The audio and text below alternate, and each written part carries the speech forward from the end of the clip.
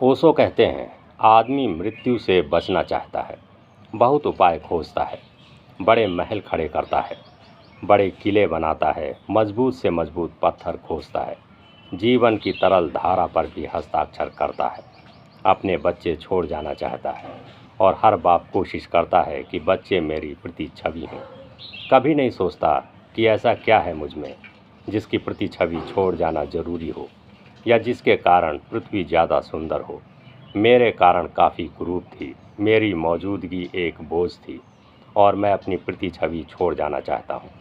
और बेटा जरा यहाँ वहाँ हिले बाप की लकीर से तो बाप को कष्ट होता है, क्योंकि उसका मतलब यह हुआ कि यह मेरी प्रतिच्छवि ना होगा, यह मेरा प्रतिनिधि नहीं हो सकेगा। कहते माँ बाप यही हैं कि हम बच्चों तुम्हारे लिए ही जी रहे हैं, लेकिन अगर होश से भरेंगे तो दिखाई पड़ेगा कि हम बच्चों के लिए अपने को जिला रहे हैं। इसीलिए बच्चे अगर विद्रोही हो जाते हैं और बुढ़ापे में बदला लेते हैं तो कोई आश्चर्य नहीं, क्योंकि कोई भी दूसरे के लिए नहीं जीना चाहता, सब अपने लिए जीना चाहते हैं। प्रत्येक जीवन की आकांक्षा स्वयं को फैलाने की है, किसी दूसरे को फैलाने की नहीं। इसीलिए हर बेटा अपने बाप के प्रति गहरी घृणा से भरा रहता है। फ्रायड की अनेक खोजों में एक मूलभूत खोज यह है कि ऐसा बेटा खोजना मुश्किल है जो बाप का दुश्मन ना हो।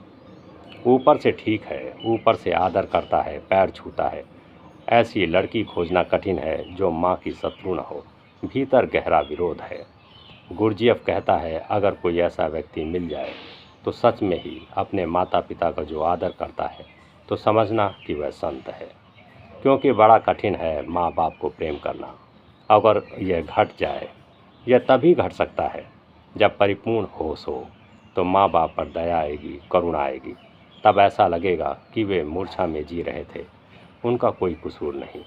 मूर्छा की यह स्वाभाविक लक्षण है कि वह दूसरों पर हावी होगी, दूसरों को सताएगी और सताएगी इस ढंग से कि सताना भी नैतिक मालूम पड़े। जब आप अपने बेटे को मार रहे हैं तो आप सोचते हैं कि आप उसके सुधार के लिए मार रहे हैं। जरा सा होश होगा तो आपको ख्याल में आएगा सुधार का इससे कोई भी संबंध नहीं।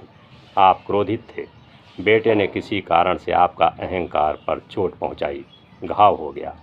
आप बेटे को मारकर उस घाव को भर रहे हैं, लेकिन कह रहे हैं कि आप उससे सुधार रहे हैं।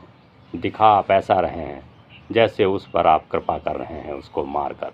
होश होगा तो ये सारी चीज़ें छिटक जाएंगी हाथ से।